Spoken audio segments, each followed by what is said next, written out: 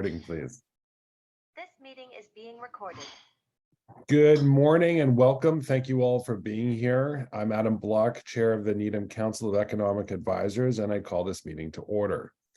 This meeting of the Council of Economic Advisors is being conducted in a remote manner consistent with current state regulations and is being recorded. Public access to this meeting does not ensure there will be public participation unless required by law. For the record, I'll now confirm the attendance of our council and staff. When I call your name, please confirm you're present.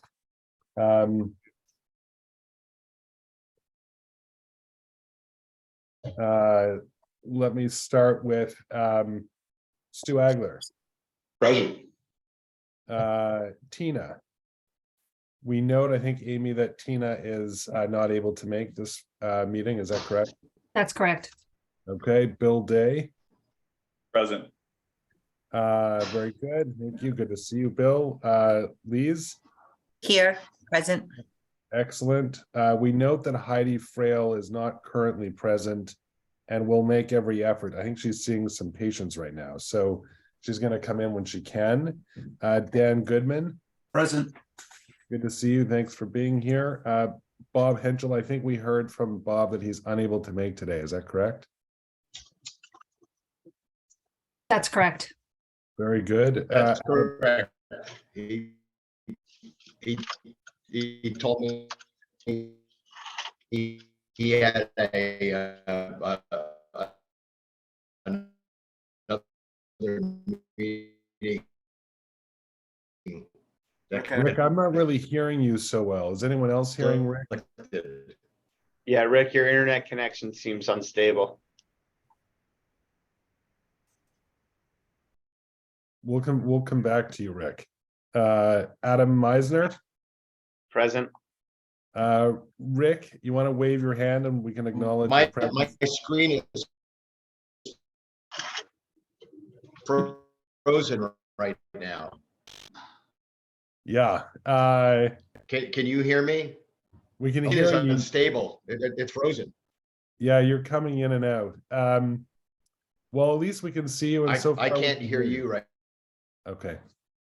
So I think what I'm going to do is call Rick.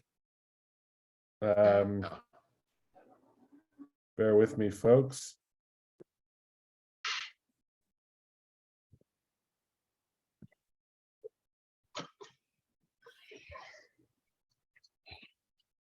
Okay. So I'm going to keep you here, Rick, when hopefully your computer will unfreeze. I don't know if you need to restart or not. You want to acknowledge that you were present, though, for now? Present. Excellent. Matt Talkoff. Present. Mike Wilcox. Hey, I'm here. Very good. I'm in transit, so. Understood. Drive safely. Liz Hay. Here. Liz, good to see you. Jeremy Halpern. Very good. And with town staff, we have our Economic Development Manager, Amy Halson, Good morning. and our Director of Planning and Community Development, Lee Newman. Good morning. Good morning. Thank you all for being here. Liz, is this the first meeting that? Yes. That's great. Good to see you and welcome. Thank you. Glad to have you as a representative of small business in town. This morning, we wanted to chat about a few things. First of all, we have the minutes from our last meeting of December the 7th, December 22. I have some minor red line, but which I can provide to Amy after that. Unless anyone has any objection or any other comments on the minutes, I see Adam, you have your hand up.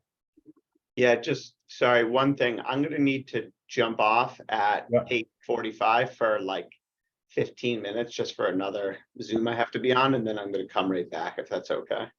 Okay, we appreciate your Sorry about time that. is available. Understood.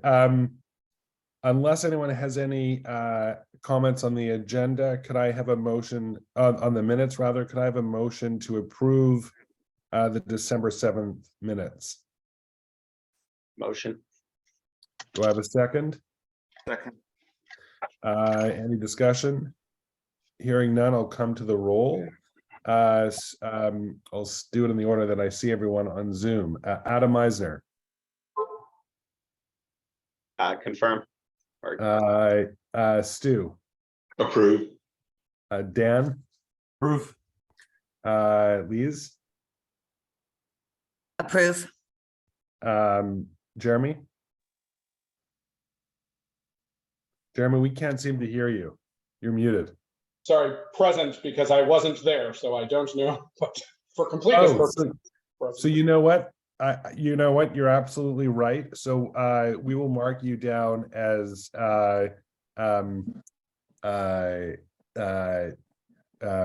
abstaining.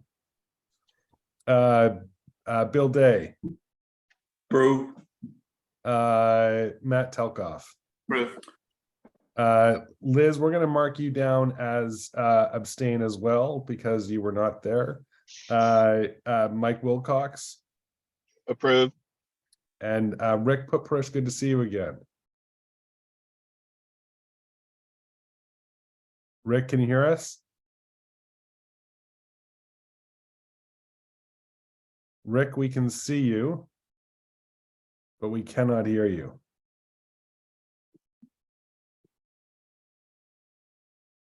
Rick, can you see us?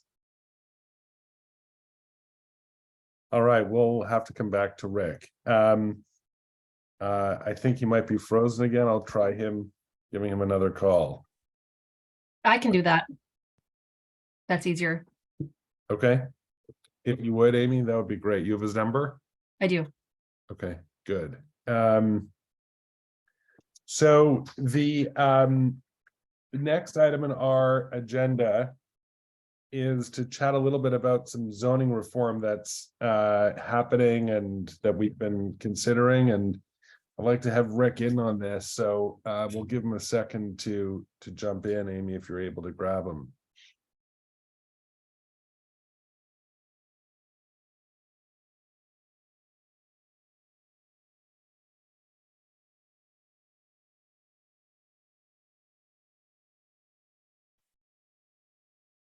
We lost him on Zoom, but you're gonna pull him up?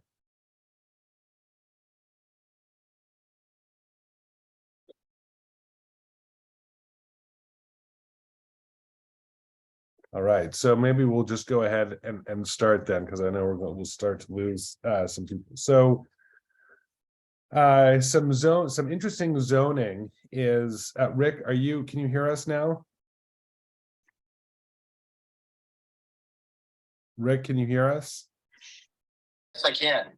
Okay, good. We can hear you now. Just can't hear me, right? We can hear you now.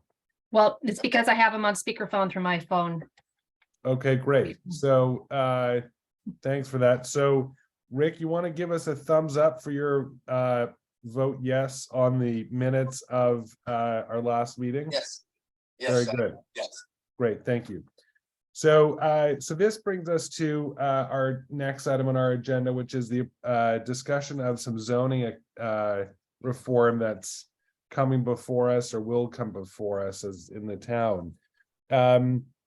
The planning board is looking to pursue some zoning reform with respect to ADUs. I don't intend to have a substantive discussion on that this morning, but just to let you know that the town had previously passed a fairly restrictive zoning bylaw several years ago that allowed for ADUs within within an existing structure up to 850 square feet, primarily for family or caregivers.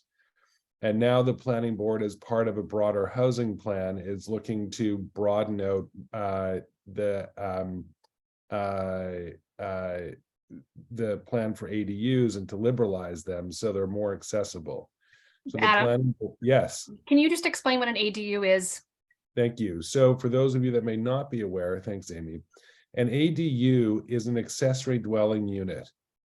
So many towns, have them. They can be controversial because you can create effectively two-family residences in a single-family zone, and there is pressure across the region, not just in Massachusetts, but in order to make more housing, workforce housing accessible. So, some of you that own businesses may have people that are, driving an hour away to get to work, or taking other forms of public transportation that can take even longer.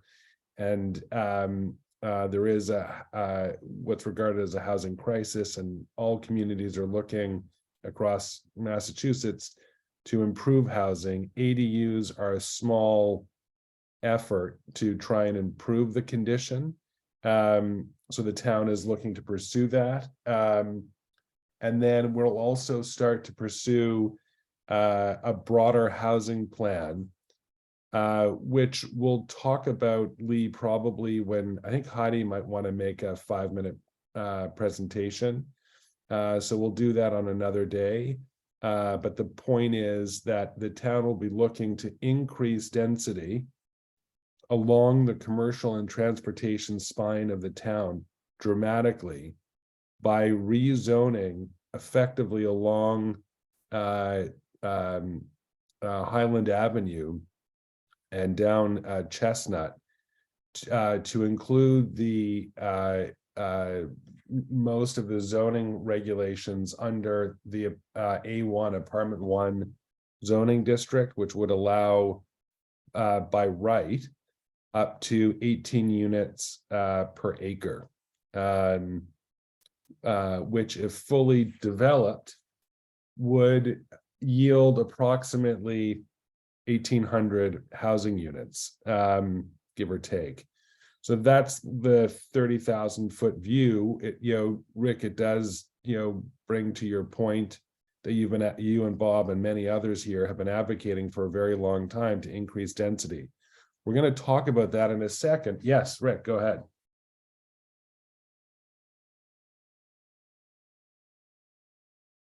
Rick, hold on one second. Amy, are you able to connect his audio? Rick, give us a second. Sorry, go ahead. I was on mute, so the speakerphone didn't come through. Go ahead. Go ahead, Rick. Sorry. In line with what we're talking about here, I wasn't able to attend the meeting last week regarding this, but I think a great litmus test for what it is that the drum I've been beating for years is what's going on with Jay Dorenzo's site on Great Plain Avenue. So that's a very good point. And on that, it becomes relevant to us because of the conversation the CEA has been having for many years, but in particular, the work of the district refocused subcommittee of the CEA that have been looking at the center business district, the overlays, the 2 overlays, and also the Chestnut Street Business District to see if there are conditions for or opportunities to improve the zoning. And now Dorenzo and his lawyer are looking for the town to extend to amend the zoning bylaw by effectively extending the center business district, and I think the overlay A to the property at 888 Great Plain Avenue. But I will, Lee, I'm going to put you on the spot if I can. Are you able to summarize what the zoning reform would be or would include? Lee, you're on mute. Sorry about that. He's actually, as Adam said, he's actually asking to have the zoning extended down to his property, which is basically the base underlying zoning that we have for Needham Center, as well as the overlay, which was the overlay was the zoning that we adopted back in 2010, which was designed to incent mixed-use development, allowing up to a 4-story profile on a building, with a residential density at 18 units per acre. But he's asking for changes that actually go beyond that. He's asking the town to consider lifting its 18 unit per acre threshold and increase in allowing a much higher density of apartments to be built at that location than the zoning currently allows in the underlying district that relates to Needham Center. He's also asking to have the FAR calculation adjusted so that it does not include the calculation for the affordable units. Leah, I apologize for interrupting, but I want to drill in on a couple of these details. First of all, it's right now in an SRB district, I believe. Is that correct, the property? Yes, the property's in an SRB district. And so the two churches that are next to it effectively are also an SRB. And then you mentioned that he's looking to increase the number of units allowed by special allowed from 18 units an acre to what number? And I don't have that off the top of my head, Adam. Let me pull up his filing. It might be something like 64, which would give him, I think, if the math is right, something like 34 units or something, if he's got a half an acre lot, I think. Does that sound about right? That sounds about right. He was asking to have that number changed. Adam, Okay. I just want to add in, if 888 Great Plain Avenue is the former Hillcrest Gardens, if everybody's not familiar with the exact address, I just wanted to mention Thanks that. for the context. Thanks, Amy. That's helpful. And then Lee, the FAR under the current overlay A, do you remember what that is? It's a 2.0. And what's he looking for? I think it was around a 2.22. But I think he was also excluding a portion of the affordable units from counting toward that threshold, which the zoning already does allow. But he was actually slightly above it, although I think he was going to be looking at revising his plan to see if he could live within that 2.0 threshold. So, and if I remember correctly, he hasn't filed an application. He's asked for appointments to have discussion with the board. And a previous proposal that he was wanting the board to consider, it was one story of commercial on the first floor and 2 stories of residential above. And I think it was a total of 24 units, give or take. Is that right, Lee? Yes. And so, With parking So- underneath, it, I understand. say that again, Rick, sorry? With parking below ground. Yes, and here he's looking to have underground parking of 39 parking spaces. So it's already become on Facebook, I think, a fairly controversial topic. The planning board hasn't really taken a decision, made a decision on what it would do. It's one option is for the applicant and his attorney to go through town meeting as a citizen's petition. And the other is for the planning board to actually take a position. This is something that's squarely relevant to the work that the CEA has been doing. And so to summarize, I think to summarize the issues, and Amy and Lee, if you could correct me if I'm wrong, please do. First of all, there is a question of safety. And we have to be mindful of the fact that Greens Field is kind of kitty corner to this, across the street from this, actually, on Great Plain, and there are hundreds of kids that are playing there on the weekend. And the planning board had concern with a previous proposal because we would never want to be in a position where cars are coming in and out of that curb cut. There's already a curb cut there, but people, vehicles are coming in and out of that driveway, and And then, and you've got kids crossing right there, along the driveway or across Great Plain to grab a slice of pizza or something, it seemed a little dangerous and concerning. So the applicant has pushed, 1 second, Rick, I'll be to you in a second. So the applicant has, in this new draft, pushed the building back. I can't remember if it's 20 feet. It's 20 feet. So the sight lines for safety seem to be much better composed. Rick, go ahead. No, I understand all this, and again, this is a drum I've been beating for years. To me, this situation is a huge litmus test. How it goes is going to influence what else we can accomplish.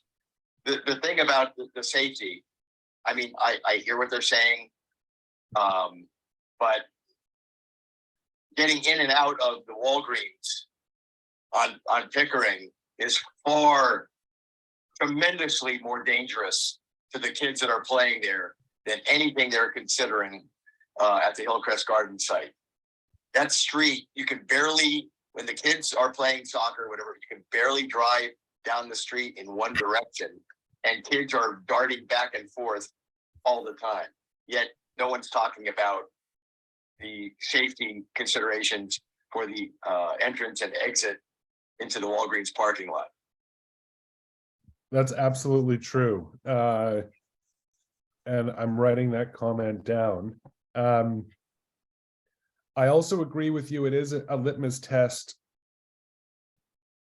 And it's a litmus test, I think, in a couple of areas. One, Lee, the housing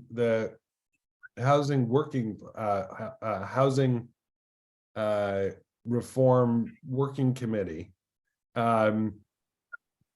is looking to increase density in a substantial way across town, that commercial spine, at a lower threshold of 18 units per acre on a by right basis. And this would be a special permit. But it is a bit of a litmus test, for the density. There is a distinction, Rick, that's made that, here what he would be doing is just extending those two districts, the underlying district and the overlay district, one property. But it's not currently in, it's currently in a single family residential district. And there's a couple of different thoughts. One thought is, and there are many who would look to extend that district all the way to Warren. So it would include the two churches, which someday later may be also redeveloped, either as residential or mixed use, residential and retail. And there are others that that are saying that it's too much, it's too high. The building at 50 Dedham Street was, I think, the only outcome from the overlay district A from 2010. And in the end, it does seem to fit into the area. But I think at the time it did raise, Matt, you may know a lot more about that than I do. It did seem to raise, a lot of concern by a lot of different people. One of the tricks to this particular site is I would love to see access, not just from Great Plain, but also in this parking lot that's owned by multiple entities off Dedham Ave.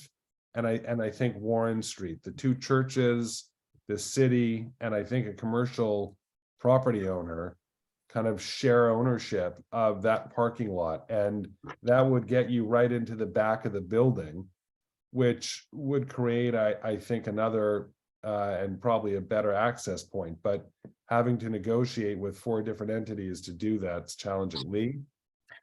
I would just say that I think, just kind of stepping on top of what Adam has said, there was a lot of controversy around the property on Dedham Avenue. But what's being proposed here, I think, goes beyond what the base zoning was, and I think that's what needs to be understood. He's proposing to extend the zoning, but he's also asking to change the underlying zoning in the center business district as it relates to this particular property to allow for greater density on this site than at any other location in the center. So I think that's really the central, I think that's probably going to be the fundamental question here, which is, I think there's probably support to do mixed use development or to do housing singularly at this location. But I think the conversation is going to be around what is the appropriate density? Is the density that the town has in its underlying zoning currently, what should be extended here? Or should we be thinking about modifications to that to allow for more units to be built? So, yeah, Rick, go ahead. But as I said, to me, this is a litmus test for what can be accomplished to the benefit, creating the walking traffic that the small retailers in that area around the center of town really need to make them viable businesses. Regardless of the number of units, you always ask for more than you expect to get. But what I'm hopeful is their ability to be able to do that mixed use with the retail on the first floor and a viable number of residential units above may be the catalyst to encourage other owners along Great Plain Avenue to see the economic viability of being able to do that and create, being willing to take the chance to create the residential component that the survival of those businesses and of our downtown, in my opinion, really need. Can I Thank just ask a quick question about Yes, the see your hands up, Dan. Yeah, thanks. The building on Dedham Ave, excuse me. Do you know how many units are there on the residential side and how big of a piece of property that was? I can pull it up. So continue your conversation and I'll pull the permit up and tell you in a minute. Yeah, I mean, just from it's sort of funny, this particular topic, I literally live 5 houses down from this. So, I see some of this neighborhood petition stuff going around and I've had to kind of bite my tongue a little bit. My wife is kind of slapping at me to say, don't get it, don't ruffle feathers. I'm 100% in favor of getting that density. I agree 100% that if you get a bunch of people living right there, all of a sudden, all those shops can flourish. And it'll liven that downtown area. So, looking at the density, 28 units, like I was just curious how much that was relative to, what was built on Dedham Ave, but I'm Well, guessing. Dedham Avenue was done at 18 units per acre.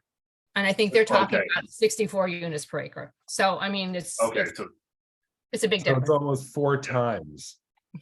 Now, having said that, that's not a reflection of the actual, Liz, I'm going to come to you in a second. That's not a reflection of the actual numbers built. That's just the ratio. And I think that the 50 Dedham might have less than 20 units. And it has 4 stories and the 4th story is pushed back a little bit. I think 10 feet. Lee, were you going to? Yeah, I'm just waiting to get into Citrix. It's Okay. going to take me a minute. It's not a So- fast system. So their previous plan was something like somewhere around 24 units with 3 stories. And that might be a little bit more palatable to get something through. But Liz, I want to hear from you. You mentioned safety concerns. Could you Yes. speak to what you're referring to? Like, what are the safety Sure. concerns that you're referring So to? Great Plain is one of the major arterial roads of the town. Mhm. And there's parking on the street. Sometimes people double park on the street on both sides of the street. And there are pedestrians that are crossing outside of a crosswalk. And here you'd have commercial activity and residential activity. And the concern is really twofold. One, if a car is pulling out are they gonna see the kids running in front of the car? How do you stop that? The other concern is if a kid's running across Great Plain and coming towards, where the, coming towards the driveway or near the driveway. So there's like a horizontal and a vertical type of, concern. Thanks whoever posted this. But there, I think, are engineering opportunities to mitigate some of that. First of all, the plan is to set the new plan is to set the building back considerably. So you have a much bigger, wider line of sight around, all directions in front of you and to the left and to the right. There could be some audio and visual beacons that if people are walking or crossing, that lights can flash, noise could go, could chime. And then this crosswalk, could also be better enforced, or enforced may not be the best word, but better utilized to ensure that the crosswalk at Pickering and across Great Plain are adhered to. I don't know if it would require adding or changing the location of that particular crosswalk along Great Plain, but I think that there are ways to accommodate or to mitigate the safety concerns. Does that help? Yeah, no, Yeah. that's extremely helpful, and thanks for the visual as well. I mean, obviously for me as a business owner, I would see this as nothing but a positive, honestly, to bring more vibrancy into the downtown area. And I know that, well, I can only speak for my own business, but it would be so wonderful to have the walkability for people that live in the area to be able to just come and walk into the businesses, and so that they wouldn't have to worry about parking or anything like that. And I think there's definitely ways to be able to, I mean, I remember taking my kids downtown a couple of weeks ago, and there was a huge garage, and when you go across the garage, it starts flashing at you, if there's a car coming out or something like that. So there's definitely ways of making it safe, at least that's what I think. So our hope is that we'll see more projects like this, along this commercial spine. Lise, I'd love to hear from you. Sure, just- sure. Wait, which one? Lee or Lise? Lise, Okay. Sorry. Thank you, Adam. You say my name the French way. Very few people do that.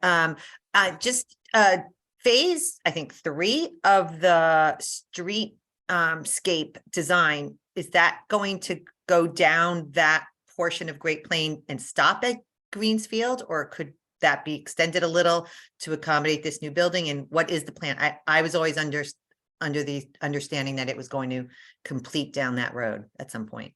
Amy, I'm gonna throw to you. Yeah, I can respond to that. It will absolutely include this intersection. The plans for phase 2 and 3 of the streetscape project are currently on hold pending the completion of the parking study that is being conducted in Needham Center. So the select board, and certainly with DPW and engineering and other town departments, will revisit this later this winter. But for the meantime, it absolutely will include this, because there's been concerns about safety at this intersection even before the redevelopment of this parcel has been discussed. Do you have anything else, Lise? Adam, I had a question. Yes. Is it possible to put a light there and have both crosswalks and have 2 crosswalks sort of, like we do at Chapel and Great Plain? So that it covers both crosswalks. In other words, you would create a crosswalk from the park across Great Plain. Is that a possibility, or is that not even an option? Lee, what do you think?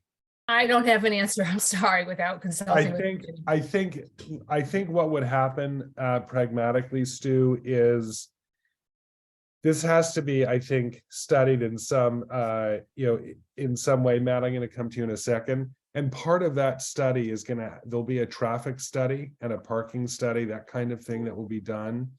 And an engineer will look at the different options that make sense, given the anticipated volume of the addition of the building, and the condition of the area. I don't know, Heidi, if you're aware of offhand of the town having a plan on its own to otherwise improve that intersection or not?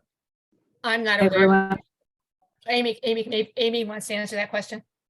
Yeah, again, the plans for phase 2 and 3 are going to be revisited after the completion of the parking study, in which Right. the entire plan and the select board is certainly going to be reviewing all options that are provided through Beta Group is the firm that's been contracted to come up with the plans for this. So I think all of this is pending the parking study and further discussion on behalf of the select board. Thanks, Amy. Matt, would love to hear your thoughts. Yeah, no, I think at first I think it's a really good discussion. I was just reflecting as everybody was speaking about just, our responsibility, right? So Council of Economic Advisors. And I was going back and forth in my mind because part of me is like, okay, so we need to weigh in on the economic impact of this, right? And you can look at it two ways, right? So one is more people, more people downtown, the comments about vibrancy, which I'm kind of pro-development typically, kind of totally get that part of it. And then the other part of it is, I guess, the safety part of it, I tend to sometimes not focus on as much, just because to me, we're at the economic advisor. But I guess if what we're saying is that if there's safety issues or the looks of the units detract from the center overall, so it would reduce the economic viability, perhaps, then it's a valuable discussion. I guess I'm just asking the question, how much do we want to debate it, our group versus get others to kind of maybe weigh in on and then kind of weigh in on it ourselves? Because I'm not sure where my mind stands on it. And I think if it looks really nice and it adds more people downtown, I generally am in favor of it. And I figure that the police and everybody else will figure out the safety issues. I would hope at least. But that was my only comment on it. Thank you, Matt. Rick? Matt, thank you for that. That being said, is it a viable question to ask Lee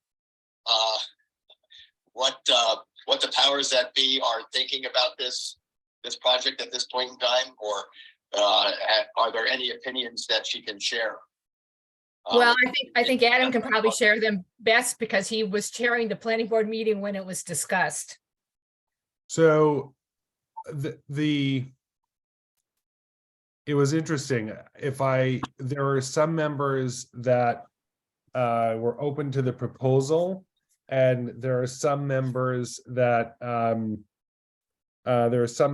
had reservation. I think there were 2 members that had reservation, and at least 2 or 3 that thought that this is really it's kind of extending the goals and fulfilling the goals of the housing plan. It's a bit like doing that in turbo fashion because it's even more units than the minimum 18 units per acre.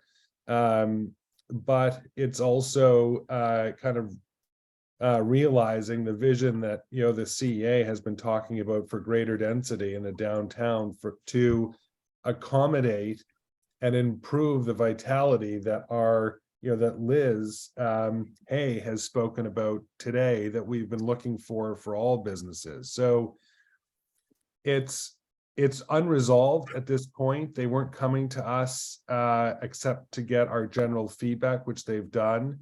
I think the next step is probably for them to refine even further. I don't know, Lee, are they going to make a formal request to the planning board to sponsor it for this May, or are they prepared to do a citizens petition for this May? I don't know that they've made a decision. They have not communicated to me that they're going down what path they plan to go down. In order to make, I think, Lee, would it be fair to say that even if they do it as a citizens petition, in order to get the thing passed through town meeting, there'd have to be some kind of a traffic study, a fiscal impact study, and other studies done. Is that I would typical? think that that's what town meeting would demand. So I'm not convinced that at this point, that they're ready at this point. They may come back to do it in October. I'm sure under the current market conditions, the property owner is not gonna wanna, dwell on this for too long. I think he's gonna wanna take action. I would expect that he would wanna take some action pretty soon, and so he's not just sitting on the property any longer. But if he's renting it out as a single family, then, and he's able to continue to do that while the town resolves it, then they may go ahead and do that. I don't know. So there is a little more work to be done, and in particular, I believe that more on the board would be open to this. And we'd have full board approval, I think, if there was a smaller number, if it wasn't quite at 34 units or 34 units, if it was somewhere between, and so I don't know where it's ultimately going to net out, maybe somewhere between 24 and 34, maybe somewhere around 29 or 30 units with Lee, I can't remember offhand how many units of affordable housing they're proposing. Would it be the 12.5%? That's what he was proposing. The zoning talks about 10%, but he was proposing to actually increase it to 12.5. So would he do that on his own, or Well, he was asking for a zoning change that would reflect that. so the zoning change itself would Yes, he was- require 12.5%? Yes. So I think that's fairly consistent with our, some of our other broader affordable housing goals. So that's partly where, so we don't really have a formal next step. It's really up to the property owner, the petitioner, to figure out what they want to do. They may come back for another consultation with the board. We'd encourage you, and Amy, what I'm going to ask you to do is, as you're aware of the planning board's agendas, is on this item to send out that agenda, or Lee, you might be able to let Amy know, if you could please, when this item is next on the planning board agenda. The planning board agendas are typically released on Thursday prior to the meeting on a Tuesday. So, would love for you to, if you're available, to participate or observe that part of the, of the discussion when that comes up, and then I'm sure we'll revisit this, at that time. That Matt, that will kind of reveal a bit more of the design, spec. I don't think anyone's looking to design a thing that's gonna be, in a worse condition aesthetically than what, something is in its current form, but it's certainly a very good point. So that's all Rick, go ahead. I just want to, for what it's worth, I just want to make a comment. In the commercial real estate business, we have a little saying, time kills deals. And I don't want to think that I'm too impatient, but one of the issues I have with government, whether it's federal, state, or local, is that it takes so much time to get through some of this stuff, and especially in the commercial real estate business, when you say time kills deals, markets are missed, opportunities are missed,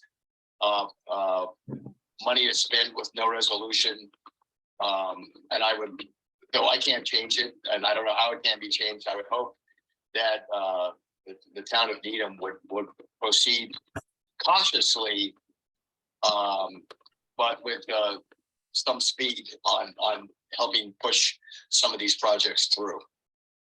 I appreciate that. I suppose another way to go is, Lee, the planning board can take this up as one of its planning items. I don't think that we would be ready at this point for May, but we could come affirmatively with our own zoning scheme for, proposal for, maybe for October. Depending on where the applicant is. But we'll have to chat about that as a planning board, but I think the town wants to stake out, or ought to stake out, some objectives for that, effectively for that site. So that's what this is going to provoke. So to be more on this, yes, Stu, go ahead. I was wondering if Heidi had any view, is there, from what the board is saying, do they have some sort of direction from their perspective at this stage? Morning. Sorry I was late, everybody. I guess my only comment would be that this project is within the bounds of what we see as the guidelines of the DHCD transit-oriented housing zoning changes that are in process.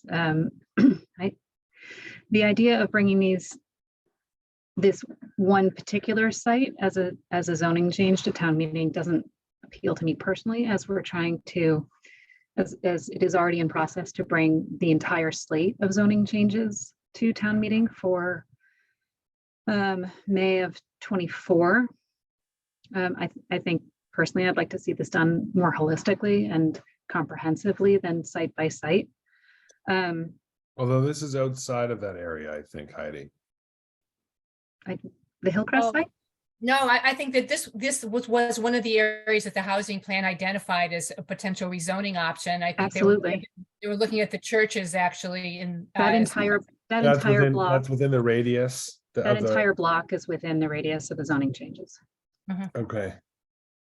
So in fact, the zoning changes are more comprehensive than that single site, and therefore I think it would make sense to do it all together myself, and because it is part of this more comprehensive plan, I think that also it'll be a sort of a more compelling case to town meeting myself. Thank you, Heidi. Does anyone else have any other comment on this particular item before I move on to others? So the planning board is also looking to take on some what I would call climate smart zoning reform. And there will be, like with the housing plan, a kind of stage or phased rollout of a number of different types of initiatives.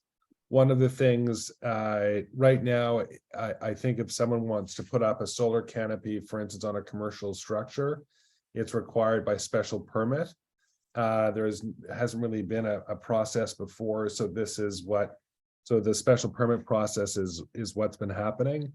But there is a desire, and it seems to be consistent with broader community goals, to allow that by right. It's not just a simple thing, because there are stormwater management issues that that also need to be factored in. Some other zoning changes that are kind of climate smart would include changing perhaps the definition of a setback to include mechanicals, either just for energy efficient or equipment, or other equipment as well. I don't know if we can single out one kind versus another, but that's another debate that that will come down the road. And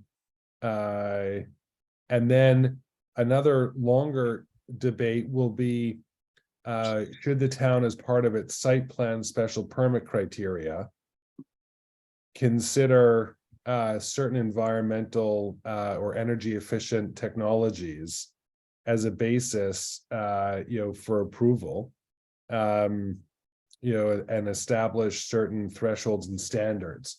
So the town has a climate, is developing a climate action plan. And Heidi, I think your husband's the chair of that, one of the co-chairs of that group.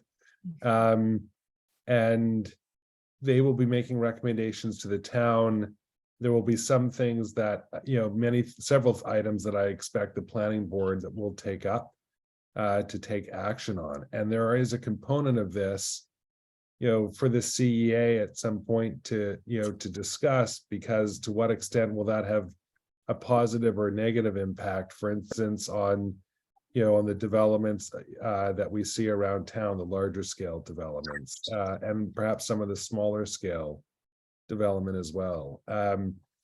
So I see that coming up, although there's nothing immediately. I hope we will get something for town meeting, but I'm not sure that we will get some of that. Does anyone have any comments or questions about climate smart zoning reform?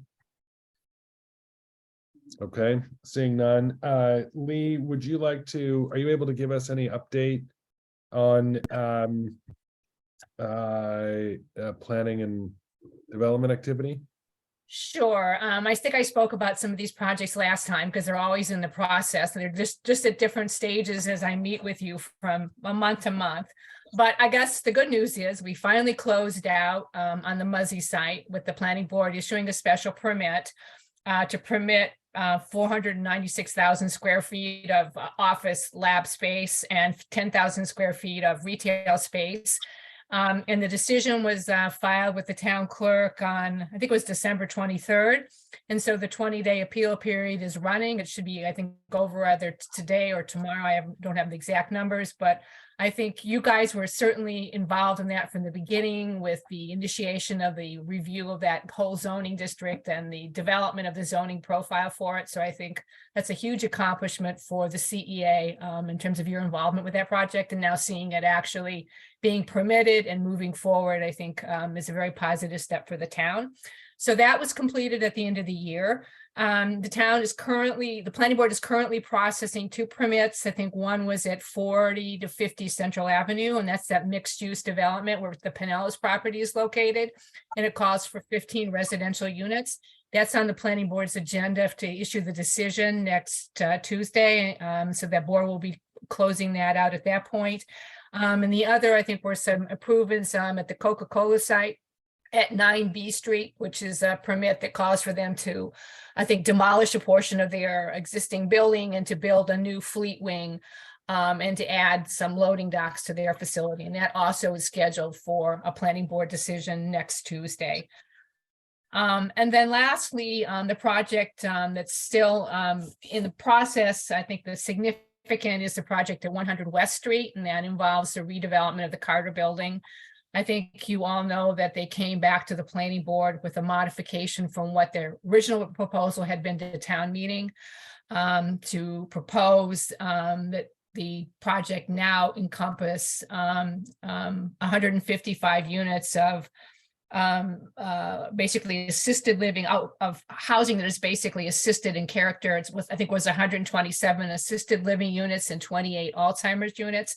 The planning board had expressed some concern about that at their last meeting at a continuation of the public hearing, and they had come back with the proposal now of 9 independent living units as an alternative to that scheme, and that project is still in the permitting stage. So I think in terms of permits, Adam, unless there's some important project I've missed, that's kind of where the planning board is. And then in terms of, then just basically in terms of housing, the housing plan was complete. It's going to go online today. It's going to be formally transmitted to both boards, and that piece of work is moving forward. And the town has a deadline with the state DHCD to file their action plan, which is basically a roadmap of how we're going to move forward and meet the MBTA guidelines requirements and scheduling on all that. And so the select board and the planning board are currently reviewing an outline, a schematic about how we're proposing we accomplish that. And that plan or submittal is due by the end of January. So planning staff has been working on that in conjunction with the town manager's office. Thank you very much. Another item on our agenda is is to chat about a small business initiative. This is something that we spoke a little bit about before, and I understand that there is some challenges and kind of in organizing this type of a thing. But I did have an idea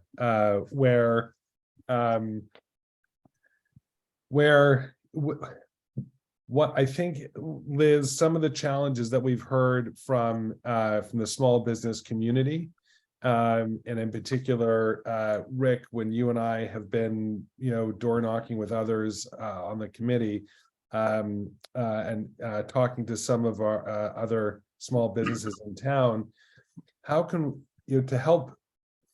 The town has done a number of things. Amy, you've spent countless hours filling out applications to obtain grants from the state in order to help our small business. And I think that's been, we've reported in the minutes. I think that's a substantial amount of money that those grants were able to, that were awarded. And the best kind of support I think we could probably help small business is by actually giving them business, helping to increase their business. That comes about in two ways. It comes about in the form, I think, of awareness, and it comes about in the form of actual consumption. And so, the town has a lot of resources, and I'd like to see us utilize those resources to the benefit of businesses large and small. I think, Mike, you mentioned that before the pandemic, Bullfinch was building in certain linkages, on the one hand for food, and on the other hand, a discount package with some of the retailers. And that had been kind of discontinued through the pandemic, understandably. And, and you and Adam have acknowledged that, none of these offices, are back at 100% occupancy, and that may still present a bit of a challenge. Yet I thought if there were, if we could work together to try and create linkages, how wonderful that would be. We have bus services in the town. We'd have to, this is preempting, the select board a little bit, and FinCom, and we'd have to devise a program and organize it properly, but I think that could be accomplished. We have certain modes of transportation. Could we utilize those to bring, large businesses, let's say on July the 8th, happens to be my birthday, if it was in the middle of the week, let's say, and otherwise a quiet time, and the employees go out for 40 minutes. They can pick up a sandwich somewhere in town. They can pick up a coffee. They can run into, Liz, to your business, and book a class that, they could. I don't want to encourage too many discounts, because I think small businesses have gone through such a terrible time financially just to survive over the last couple of years. I'm not a proponent of discounts, but I am a proponent of trying to find ways where we can, work with our small business and our large business to actually get together. Liz, does that seem like something that might be able to help you? Is that a program you'd like to see? 100%. Yeah. I mean, we've tried reaching out to larger businesses in the area, and even like trying to do kind of partnerships with them where they, offer anyone that works in their business some kind of a special just for the people that work there, right?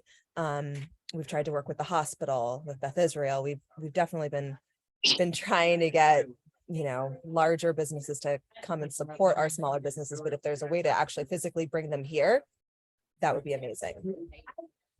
Even if it was like almost like if it was a special day, it was like a meet and greet type of thing where people came in and they were able to like come around to all of our businesses and like sample like and get some information about all of the businesses. That could be great. So does anyone else? I'd love to hear from other people. Dan, is that something that you might be able to, for instance, round up some of your employees, and on an otherwise maybe a quiet day in the summer, and maybe another time after Thanksgiving before Christmas, allow 40 minutes or an hour for employees to go and into the center of town or into another commercial district? Absolutely. And I think that could be a fun team building event, right? Where we take everybody and say, hey, we're going to Needham Center. We're going to grab, everybody go for your favorite spot, grab lunch, and, we'll meet here. And absolutely, that'd be, I think it'd be a fun thing to encourage. I actually love the idea of what you're talking about. And then, people could eat on the picnic tables, Mhm. on the town common, run across the street and book a class with Liz, or go and pick up something for their, friend's spouse, at Tin Rabbit or Pura Vida, or, the other businesses as well. Treat, grab a cupcake for the kids. Mike, is that something that we might be able to collaborate on with some of the tenants? Yeah, I mean, we're certainly here to help facilitate something like that. I think it would be a great one-off event, but for me, and maybe Dan and some of the other people who work in the area, it's hard to get people out, maybe on an orchestrated basis, as an event, it would be easier. But to me, it seems like if we can build better infrastructure for delivery to the office and environment from some of these businesses, particularly obviously food, it may be a more productive long-term sort of relationship to from the employers in the park to the small businesses in town, because it's just tough sometimes to get people out, as everyone knows, days are hectic, and, to be at a certain place, a certain time, take a bus on a regular basis. I don't think, because we tried that, I think, before with some connections to the business district. And to me, it's almost better if we had a way for it to flow into the park as more of a regular, sustainable sort of basis that would work for both tenants and businesses. I know it's, you're raising some challenges that we have to be mindful of if we're going to try and plan something like this. Matt, do you have any comments or thoughts on something like this? No, I mean, I think, and we talked a little bit about the last meeting. I think it's always good, the more you can connect, the businesses into the community and stuff. I think it's a great thing. And I think we talked a little bit last time about like Wellington moving in. There's a big employer coming into town. So anything we can do with new employers coming in, employers that, don't even understand Needham, to get them more connected, I think is always a good thing. To do some kind of like a retail, intro one-on-one, on what's, the businesses in town, restaurants, retail, all kinds of businesses. I like that idea. I know Wellington's already talked about, like, some of the people over there have already said, like, where's going to be our new Needham, hotspot, right? Because they have facilities in Marlboro, they're closing. They've got the Boston facility that they're still going to use, but a lot of people that go to Boston will probably choose to go to Needham because they live closer. So they don't know where to make their next stop. And I'd hate to see them decide on Newton, as their place to go after work, for example. Right. We want them to, stay at the James or Blue or other places for sure. Does anyone else have any other comments or suggestions for this kind of a thing? And what's right here in the park are the hotels. So, I mean, maybe there should be more of a reach out to some of the different hotels here that do provide food, do provide places to drink, et cetera, and sort of make them sort of more linked in as well. Because, as you're saying, people, that is one thing people love, to go out after work and have a drink, and they're right here as well. So again, there are some resources that maybe can be leveraged to, and I'm thinking, I'm sorry, maybe not as much as helping the downtown, but just to help create sort of a vibe, if you will, that we tried to do before here in the park, in terms of just creating sort of a more of a magnet for people to want to be here and to do things and to attract other tenants who sort of see that there is, more community here than just people coming and going morning and night. That's right. Jeremy, I saw your hand up there.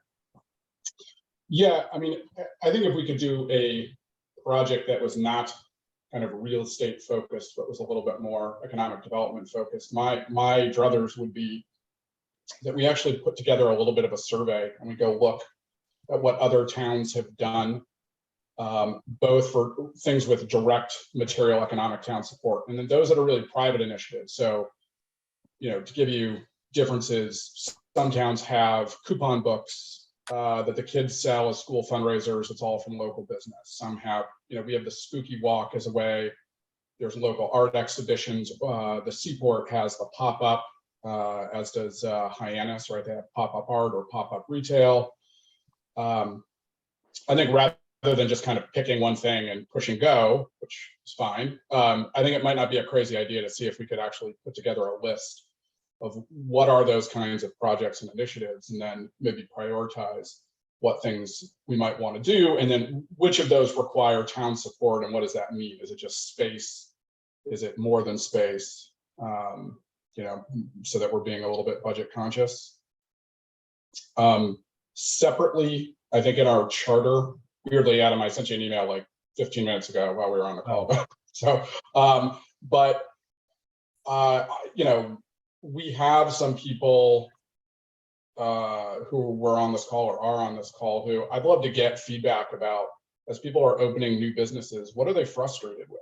What are the things where they end up sending emails or saying, you know, I can't get this permit, or I can't get this license, or I don't even know what permit or license I need, and how do I do this? So if we did a survey of 30 new business owners and ask, you know, what were the key frustrations of working with the town? How do we get better at that stuff? I also asked the question of, do we have a why Needham package to attract large business? Some towns have a video, or they have very slick, you know, PowerPoint or PDF that talks about why to site in the town, as opposed to it being something that's being driven by a broker or a property owner, being driven by kind of the town keeping that resource as something everybody can use. Amy, you might know the answer to that already. Yeah, it's funny that you mentioned that, because actually Adam and I just recently had a conversation about this.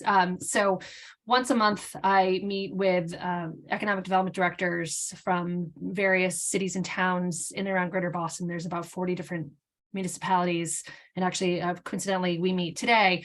And one of the things we're talking about is marketing your municipality. And I've got a colleague up in Burlington. There's a whole campaign called Bring Me to Burlington that I shared with Adam. And I said, you know, pie in the sky, but wouldn't it be great to come up with a promotional video for Needham that would talk about why it would be, you know, a great place to run your business. So I envisioned interviews with, you know, CEOs of, you know, Shark Ninja or TripAdvisor and Children's Hospital or Beth Israel Deaconess, but then the smaller businesses and the medium-sized businesses like, you know, Building 36 and just talking about, you know, it's a great location that, you know, I hear back from a lot of businesses that they feel as though the town is very supportive overall. Of course, there's things that can always be improved, but one of the questions I always ask, especially to new businesses, is, you know, what are the obstacles that you are facing? What is frustrating? And so because I come from a non-government background, I'm constantly sort of questioning and asking, and I'm sure I drive the building commissioner a little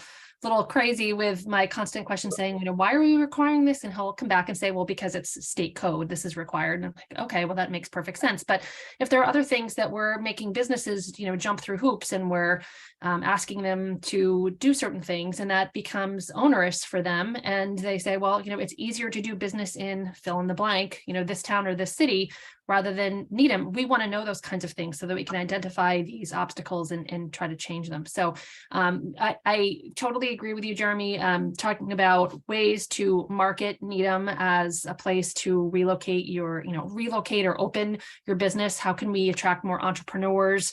Absolutely. This is a conversation. I've done some brainstorming recently and thinking about tapping into ways to get funding for this. There's some state grants that are available, but also tapping into other communities who have done this and done it well. I encourage all of you, if you have a moment, to visit the website bringmetoburlington.com. And as I mentioned, it's one of my colleagues who has been behind that. There's other examples, but I think that's something that would be well worth the time and resources to invest in. Jeremy, you've definitely picked up on something that we've chatted about before, to build out resources that effectively market Needham for site selection. So, Amy's working on a guide for doing business in Needham.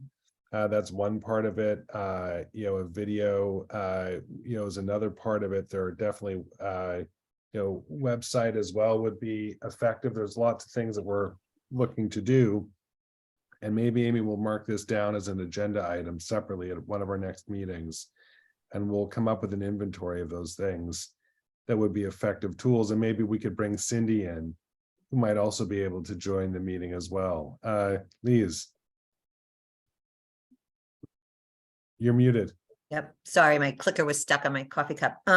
So when we were coming up with the N Squared Corridor Initiative back in 2014, I was with the chamber. We hired an individual, Chuck Tanowitz, and for 2 years, we did a market study of that office park. Mike Wilcox was very instrumental. We had a team of stakeholders with large properties. They donated a lot of money, and we matched it with grant money, and we tried to put together, we have a video, we have marketing points, we have a lot of stuff that we could use, we could turn over to you to inform this idea of inviting people to plant their businesses and headquarters here. And then of course, the pandemic hit, and that effort came, and Chuck's position came to an end, and the grant ended. But we did do a lot of work, and all this talk about amenities and bus rides to the center. We tried food trucks and barbecues, and we did a lot of this trying to place make and bring together the town with the office park. So if we do a subcommittee on something like that, I have a lot of information that I can share on those efforts. Great, that would be very helpful. And Lise, if you could send some of those assets to Amy, that will be helpful. Rick? Sure, Amy. I have a whole folder. Rick? I think she's not in this meeting, but I think for the next meeting regarding this topic, Tina would be a great person to ask about her experience as a small business person in the center of town, what her experience was regarding, all the aspects we're talking about here. She, as we all know, she has since moved to Newton, and she seems to be doing better business there. So it'd be, I don't know, I think it would be great to compare and contrast what were the differences between her experience working, running her business in Needham Center versus running her business in Newton now. I think she'd be a great source of information. Maybe a little biased, unfortunately, but I think hearing it from someone who experienced it would be valuable. Her experience is absolutely relevant. You're absolutely right. Amy, do you have an update report for us before we adjourn? Yeah, the only thing I wanted to mention is give everybody the heads up. If you haven't yet taken the parking survey for Needham Center and Needham Heights, please take a few moments to do so. We have about 650 respondents so far. And so for a town of 34,000, I mean, that's kind of a drop in the bucket. So we're trying to get the word out and doing a lot of outreach about that. The survey closes on the 19th of January, and I can resend the link to everyone if you haven't yet done that. We are having an open house on Thursday, January 26th from 6 to 8 p.m. in Powers Hall. It's going to be set up as sort of a drop-in event hosted by the town and Stantec, which is the consultant that is conducting the parking study. And folks can stop by, and it's meant to be, you can come for whenever you want between 6 and 8 and stay as long as you want, but there's going to be different stations around talking about sort of proposed ideas for parking, but, just throwing ideas out, but it really, the whole point is soliciting input and feedback from folks and what, the future of parking looks like in both of these commercial areas. What's the date again, Amy? It's Thursday, January 26th from 6 to 8 p.m. I'll forward that out to the members of the CEA. Please. Rick, before I come to you, Lise, you had your hand up. Is that from before? Okay. Yes, Rick, I go forgot ahead. to take them. Rick, go ahead. Amy, have you considered putting an ad in the Hometown Weekly? Asking, letting people know that of this parking survey and that it's their town and we're trying to, make it better for them. So give them all the information they need to be able to participate in the survey.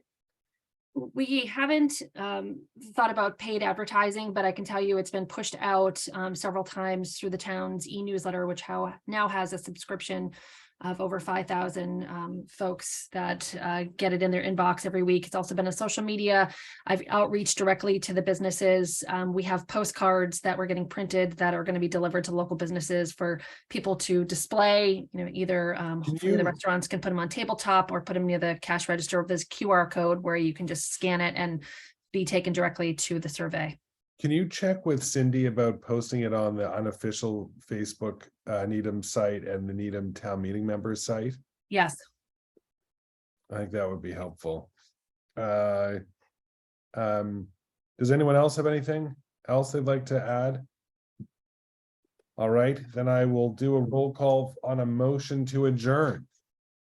Motion to adjourn. We have a motion to adjourn by Stu, seconded by Rick. I'll go through the order that I see people on Zoom. Lise? Adjourn. Aye, that's perfect. Aye. Aye is all good. Stu? Aye. Jeremy? Hi. Dan? Aye. Heidi? Aye. Rick? Aye. Matt? Aye. Mike? Aye. It's like a pirate, that guy. Adam. And the chair votes aye. We're adjourned. Thank you all very much. We'll see you again next month. Thanks. Bye.